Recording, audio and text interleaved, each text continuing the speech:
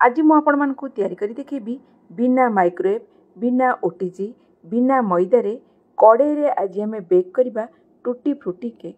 देखंतु पाखरु केक रो टेक्सचर देखंतु आपण केबे भी भाबी पार नथिबे एई केक को मु कड़े रे बेक करिछि। समस्ते करि परिबे। देखंतु पाखरु देखुछि केते सॉफ्ट हेछि। आपण मार्केट रे बुली आसंतु एमती केक केबे भी पाइबेनी कारण सबो केक आजिकाली मैदा रे होछि। आपण जदि बिना मैदा रे एते बढ़िया सॉफ्ट केक से पुणी कड़े रे बेक करिवे तेबे घरे करिकी काहेकि खाइबेनी। निजे करिकी खांतु पिला मानकु दियंतु लंच बॉक्स रे करिकी रखि दियंतु 5 ରୁ 7 दिन तक रहइबो खराब हबनी। करिकी फ्रिज रे रखि देबे खाइबा आगुरु बाहर कर देबे। देखंतु केते सॉफ्ट हेछि। काटिकी भी देखि देबी पाखरु आपण केक रो टेक्सचर देखिले जानि परिबे केकटा केते बढ़िया भाबरे बेक हेछि। मु सस्मिता आपण मानकु स्वागत करूछि मोर यूट्यूब चैनल ले। जदि वीडियोटी भल लागिबो वीडियोटी को लाइक कर देबे अन्य मानक सहित शेयर करिया को भूलिबे नहीं। मो चैनल को सब्सक्राइब कर देबे। चलंतु देरी न करी वीडियोटी स्टार्ट करिबा। केक तैयारी करिया पई मु एठी नेछि गोटे गिना सुजी माने गोटे कप सुजी नेछि। ग्राम रे एटा अछि 160 ग्राम। जदि एमती मेजरिंग कप नथिबो एमती गिनार सेट करि नेबे। ए गिनारे सबो मेजरमेंट करिवे। जे कोनसे गिना गोटे सेट कर नियंतु। एथिरे मु सुजी नेबी गोटे कप आ सेइथिरे खीरर भी मेजरमेंट करिवे चीनीर भी मेजरमेंट करिवे। देखंतु सेथिरे पके देली गोटे कप खीर ता माने जेतिकी सुजी सेतिकी खीर। खीरटाकू सुजी रे गोळेई दबा आ ताकू रेस्ट पय रखि दबा 10 मिनिट।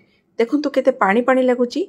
10 मिनिट रखिला परे सुजीटा पूरा ड्राई हि जिवो आ फुली जिवो।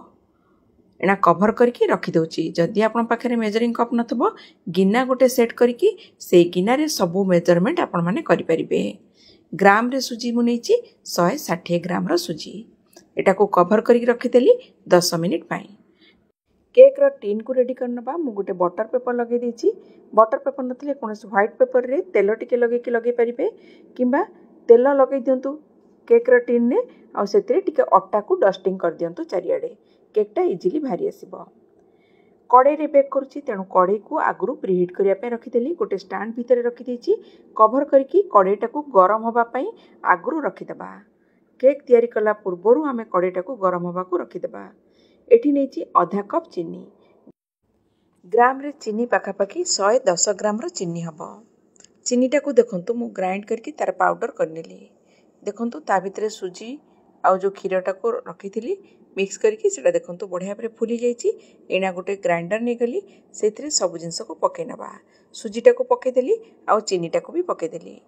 2 ରୁ 3 चामच मु पानी दिछि। बेसी पानी देबेनी नले पानी ऐड करिवेनी पछरे ऐड करिवे। भलो भाबरे ब्लेंड कला परे गोटे जागा को मु काढी नउछि। एथिरे ऐड कर देली 4 चामच मिल्क पाउडर। कोनोसी भी ब्रांड रो मिल्क पाउडर आपण यूज करि परिबे। मिल्क पाउडर ऐड कले केक रो टेस्ट बहुत बढ़िया लागिबो। एथिरे पके दिली 1/4 कप कस्टर्ड पाउडर। चामच रे 4 बड़ चामच। वेनिला एसेंस पके दोची 2 ରୁ 3 ड्रॉप पके दबा। नथिले आपण चाहिले गुजराती गुंड भी ऐड करि परिबे। एमती व्हिस्कर रे भलो भाबरे फेंटी दियंतु जा फल रे केक रे जंती मुंडा मुंडा न रहिबो। बढ़िया भाबरे फेंटी नेली देखंतु। एथिरे पकेबा टूटी फ्रूटी सेति पे टूटी फ्रूटी को आमे टिके अट्टा पके के एमती गोळेई दबा। जा फल रे केक रे जेतबळे देबे सेतबळे तळे बसिबनी। तेल नेछि 1/4 कप रिफाइन तेल। जो रिफाइन तेल यूज करिवे जेमती सेतिरे स्मेल नथिबो। जेमती बादाम ऑयल हे गेला जेमती स्मेल थाए केक रे आसले भल लागिबनी। एमती व्हिस्कर रे भी भलो भाबरे ताको फेंटी दोची। 2 ରୁ 3 ड्रॉप फूड कलर पकेछि। ये ऑप्शनल चाहिले पकेई परिबे नले अवॉइड भी करि परिबे। 1 टीस्पून पकेबा बेकिंग पाउडर। 1/2 टीस्पून पके दोची बेकिंग सोडा।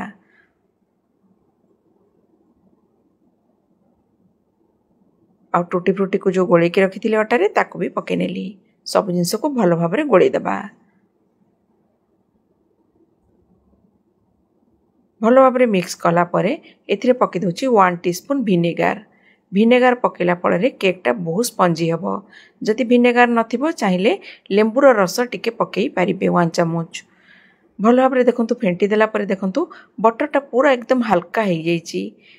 विनेगार जो लास्ट को मु ऐड कली से केकटा को एकदम सॉफ्ट करबा और स्पंजी करबा।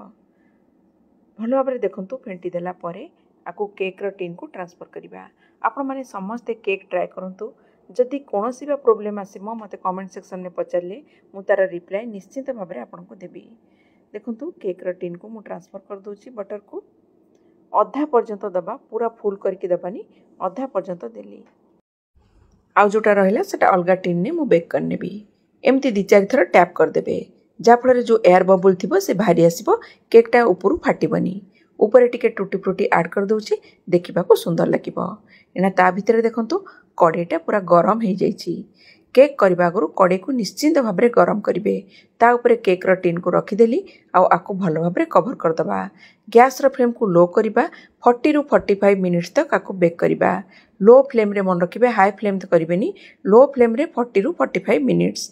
40 मिनिट पर चेक करंतु, न हेथिले 45 मिनिट्स तक आको बेक करिवे।